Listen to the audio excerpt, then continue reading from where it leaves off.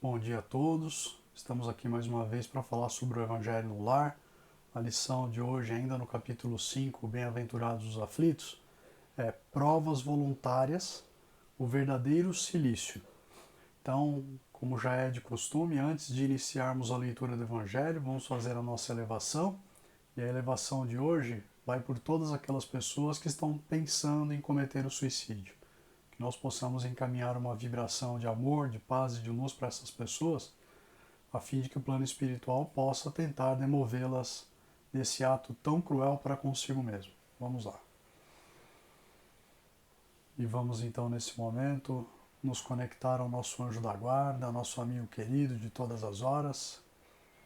Vamos a ele agradecendo, pedindo que esteja conosco durante esta semana, nos auxiliando, nos dando forças para que possamos trilhar pelos caminhos que levam ao Mestre Jesus. Agradecidos que estamos a esse querido irmão, pedimos que nos leve a presença de Ismael, anjo protetor do Brasil e preposto de Jesus em nossas terras. Ismael, que tu possa dulcificar o nosso coração através do Evangelho Redentor. E vamos assim pedir a esse nosso anjo querido que nos leve à presença de Paulo de Tarso e Maria de Magdala, nossos exemplos de reforma íntima. A vocês, amigos, agradecemos imensamente. Pedimos que nos auxiliem para que possamos deixar de lado as nossas más tendências, as nossas más inclinações e que possamos firmar o nosso pensamento em Jesus, imitando seus passos. Agradecidos que estamos a esses irmãos, pedimos que nos leve a presença da Mãe Santíssima Maria de Nazaré. Mãe, que você possa dulcificar o nosso coração, o nosso pensamento, nos envolver no seu manto azul de proteção e nos levar à presença do Mestre Jesus. Jesus, Divino Mestre, é com grande alegria, Senhor, que estamos aqui reunidos em Teu nome. Que Tu possas, Mestre, aliviar as chagas dos corpos que estão doentes. Que Tu possas, Mestre, nos mostrar os caminhos que levam a Ti e que nós possamos, de acordo com os Teus exemplos de amor, de paz, de caridade, socorrermos todos aqueles que nos cercam e que estão mais necessitados de luz nesse momento, Senhor. E lhe pedimos, Mestre, que nos leve à presença do Pai Criador. Pai de infinita misericórdia e bondade, te agradecemos por tudo que somos, por tudo que temos, pelo dom da vida e da encarnação com a prece. Pai nosso que estais no céu, santificado, Senhor, e glorificado seja o vosso santo nome. E venha a nós, Pai, o teu reino, e seja feita, Senhor, sua santa vontade, assim na terra como nos céus. O pão nosso de cada dia que nos dai hoje. Perdoa, Pai, as nossas dívidas, assim como nós perdoamos aos nossos devedores.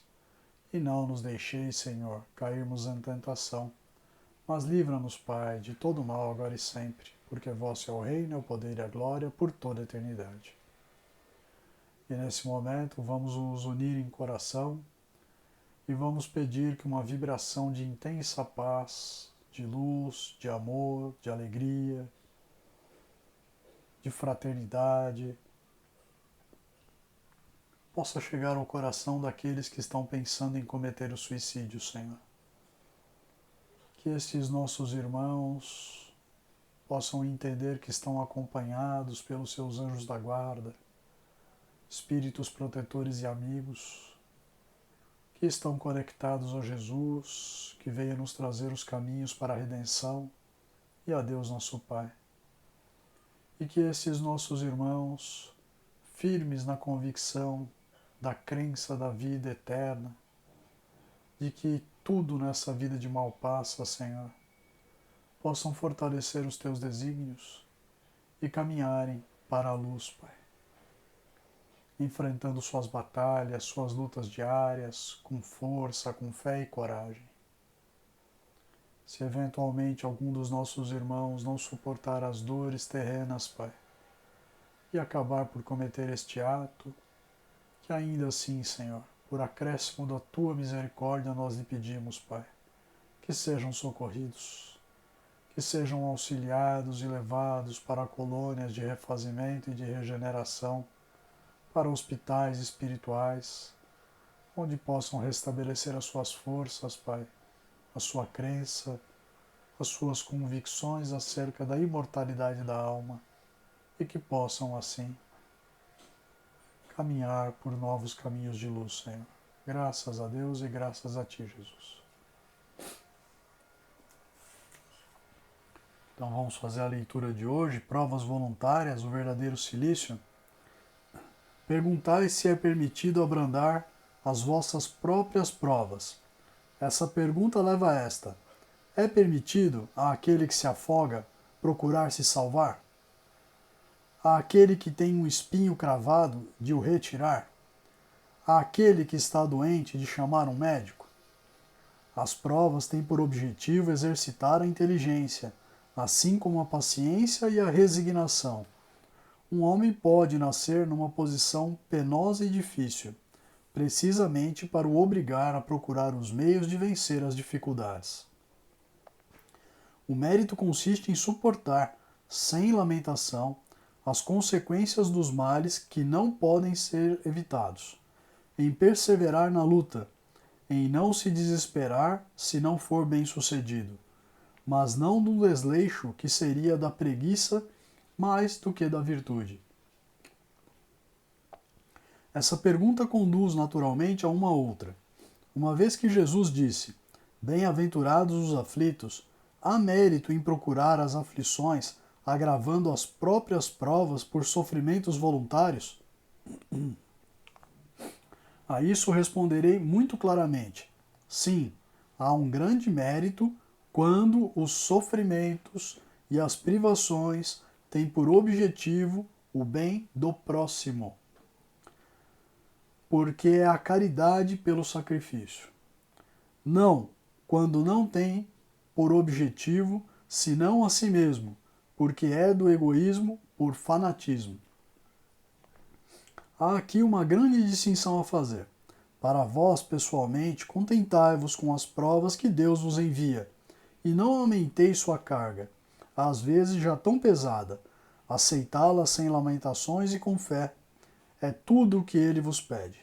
Não enfraqueçais vosso corpo com privações inúteis e mortificações sem objetivo, porque tendes necessidades de todas as vossas forças para cumprir a vossa missão de trabalho sobre a terra. Torturar voluntariamente e martirizar vosso corpo é contravenção à lei de Deus, que vos dá o meio de o sustentar e o fortificar. Enfraquecê-lo sem necessidade é um verdadeiro suicídio. Usai, mas não abuseis. Tal é a lei. O abuso das melhores coisas traz sua punição nas suas consequências inevitáveis. São de outro modo os sofrimentos que se impõem para o alívio do seu próximo. Se suportais o frio e a fome para aquecer e alimentar aquele que disso tem necessidade, e se o vosso corpo com isso sofre, eis o sacrifício que é abençoado por Deus. Vós, que deixais vossos aposentos perfumados, para ir à mansarda infecta levar a consolação. Vós, que manchais vossas mãos delicadas, cuidando de chagas. Vós, que vos privais do sono, para velar à cabeceira de um doente, que não é senão vosso irmão em Deus. Vós, enfim, que usais vossa saúde na prática de boas obras. Eis vosso cilício, verdadeiro cilício de bênção, porque as alegrias do mundo não secaram vosso coração. Não adormecestes no seio das volúpias destruidoras da fortuna, mas vos fizestes anjos consoladores dos pobres deserdados. Mas vós, que vos retirais do mundo para evitar suas seduções e viver no isolamento, que utilidade tendes sobre a terra? Onde está a vossa coragem nas provas, uma vez que fugis da luta e desertais do combate? Se quereis um cilício, aplicai-o sobre vossa alma, e não sobre o vosso corpo. Mortificai vosso espírito, e não vossa carne. Fustigai vosso orgulho, recebei as humilhações sem vos lamentar. Pisai vosso amor próprio, resisti contra a dor da injúria e da calúnia, mais pungente que a dor corporal. Eis o verdadeiro cilício cujas feridas vos serão contadas, porque elas atestarão vossa coragem e a vossa submissão à vontade de Deus. Um Anjo Guardião, Paris, 1863. Essa lição do Evangelho tem várias passagens, né? E a primeira delas me parece que é justamente a pergunta inicial.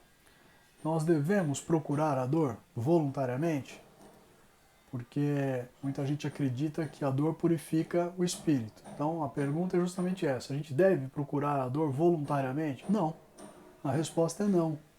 Ninguém está aqui em busca de dor. Nós estamos aqui em busca de elevação moral. E aí vem a segunda parte do Evangelho para dizer justamente isso, que ninguém pede para que você faça regime de fome para dar o que comer para os demais. Mas se você tem um supérfluo e tem alguma coisa sobrando na tua mesa, por que não dar a sobra para aquele que está precisando? A lição fala que nós temos condições de deixar o nosso orgulho de lado e trabalhar moralmente pelos nossos irmãos. Então, se tem alguém doente, quando a gente vai consolar, se tem alguém precisando de uma boa palavra que a gente leve, ele fala aqui, né? Vós que deixam seus aposentos perfumados para ir amansar de infecta. O que é isso? Deixar a nossa zona de conforto para ir atrás de quem sofre para ver se a gente consegue diminuir a dor daquela pessoa. Então, tem muito mais valor para as leis de Deus que a gente sacrifique alguma coisa nossa em prol da ajuda do próximo do que qualquer outra coisa. Então, antigamente tinha aquelas coisas das pessoas ficarem se batendo, ajoelhando sobre pedras, dizendo que estavam fazendo aquilo por Deus e por Jesus, mas isso não vale de nada. Deus não nos pede isso, né? O que eles pedem, Jesus, Deus, o plano espiritual nos pede, é justamente para que a gente fique atento à necessidade daqueles que nos cercam e que a gente procure fazer boas ações de coração. Porque também não adianta nada você ir lá ajudar uma pessoa e depois ficar jogando na cara dela que você ajudou e coisa do tipo. Então, que a gente procure praticar o bem, a caridade, a fraternidade nas oportunidades que nós tivermos, isso já vai ser de grande valia.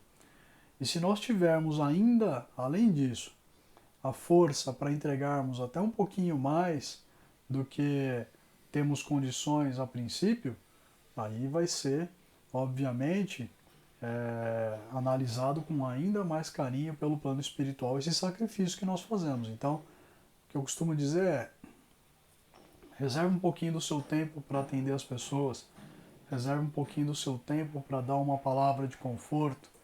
Se você tiver condições de fazer algum tipo de caridade, material ou moral, faça. E isso vai ser contado como bênçãos para ti quando você estiver no plano espiritual. Então fiquem todos com Deus, tenhamos todos uma ótima semana e até breve.